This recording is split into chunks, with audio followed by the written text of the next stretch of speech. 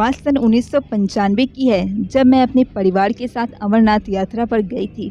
मुझे आज भी याद है जब मेरे पिता दुकान से वापस घर आए और आकर मुझे बोले कि हमें 1 सप्ताह बाद अमरनाथ की यात्रा पर जाना है। यह सुनकर तो मैं जैसे फूले न समाई और इतना खुश हुई कि जैसे भोलेनाथ ने मेरी इच्छा ही सुन ली, क्योंकि अमरनाथ जाने की मेरी बहुत ही इच्छा थी। हो भी क्यों ना, क्योंकि यहाँ भोलेनाथ की पूरी दुनिया में एक ऐसी अद्भुत, अलौकिक और चमत्कारी जगह है जहाँ हर साल सिर्फ एक बार ही श्रावण मास में प्राकृतिक तरीके से बर्फ का शिवलिंग बनता है। मेरे अमरनाथ जाने के लिए तैयारी शुरू हो गई थी और साथ ही मन ये सपने भी बुनती रही कि वहां जाकर यह करूंगी, वह करूंगी, यह देखूंगी। परंतु कहावत है कि भगवान के दर्शन करना इतना सरल कहाँ होता है।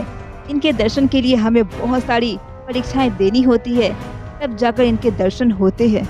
और अंत में वो दिन आ ही गया कि अमरनाथ के लिए हमें निकलना पड़ा। मैं, मेरे पिता, मेरे बेटे और अन्य रिश्तेदार भी थे। हम सब बस में गए थे। सबसे पहले हम ग्राम और फिर चंदनबाड़ी पहुँचे।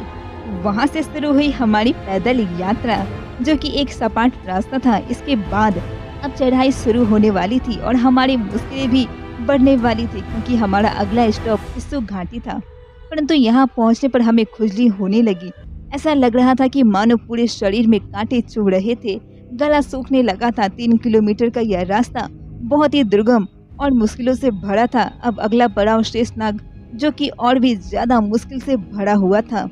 यहाँ काफी अंधेरा भी था और घुटन भी महसूस हो रही थी।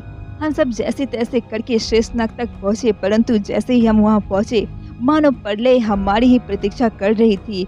आसमान से जैसे बर्फ की आग बरसने लगी थी। तूफान इतना तेज आया और बर्फ इतनी ज्यादा गिरी कि देखते ही देखते हमारे सामने वहाँ लाशों के ढेर लग गए। हम सभी बहुत ही ज्यादा सहम गए। हमारी आत्मा मानो जैसे सिहर सी गई हो। इतनी सारी लाशों का ढेर देखकर और लाशों पर चलकर आगे बढ़ना बहुत ही मुश्किल काम था।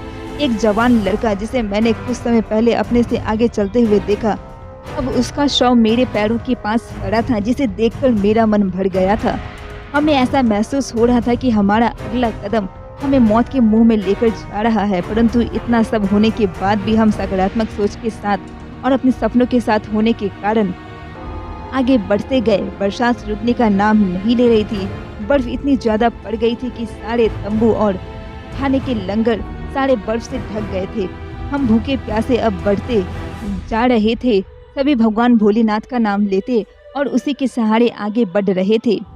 फिर ऐसा कर करके हम पंचतरणी तक पहुंच गए। वहां से पवित्र गुफा सिर्फ 16 किलोमीटर की दूरी पर थी, परंतु हम ये रास्ता पता नहीं कितना लंबा लग रहा था। अंततः पवित्र गुफा में पहुंचकर हमने भोलेनाथ के दर्शन किए। दर्शन करके ऐसा लग रहा था जैसे मानो सारी थकान दूर हो गई हो। वहां तक पहुंचते पहुंचते हमें रात हो गई थी और हम रात को उसी गुफा में रुके थे। आसमान से बर्फ की बरसात के कारण इतनी ठंडे थे कि मानो जान ही निकल जाएगी।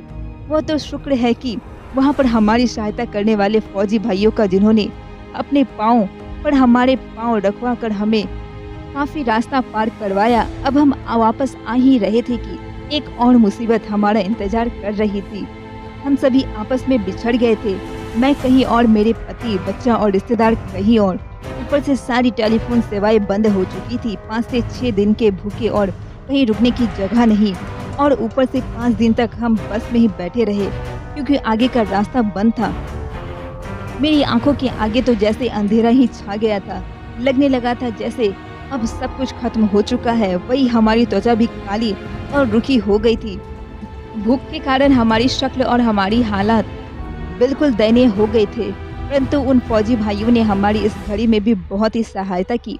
वैसे लोग भी वहाँ पर खूब सेवा कर रहे थे और उन्होंने भी खूब लंगर लगाए थे, परंतु बर्फ के कारण सभी लंगर ढक गए थे। जब मैं पहलगांव पहुंची तो वहां मेरी निगाहें सिर्फ और सिर्फ मेरे परिवार को ढूंढ रही थी। दुख तो उन मरने वालों का भी बहुत ही था मन में, परंतु मैं कर भी क्या सकती थी। जैसे ही मुझे परिवार दिखा तो मेरी जान में जान आ गई और मैंने भोलेनाथ का धन्यवाद किया। उसके बाद हम सुकुशल घर वापस आ गए। आज जब भी मैं अमरनाथ की यात्रा याद करती हूँ तो वही सब नज़ारा मेरी आंखों के सामने आ जाता है। वो बच्चे, जवानों और बूढ़ों की लाशों, मेरा परिवार से बिछड़ना इत्यादि। परंतु इतना होने के बाद भी मैं अपने आप को भाग्यशाली मानती हूँ, क्योंकि मैंने भोलेनाथ के दर्शन कर लिए थे। वरना बहुत से लोग तो ऐसे भी थे जो बिना दर्शन किए ही आ गए थे। मुझे मेरी अमरनाथ की यात्रा हमेशा याद रहेगी।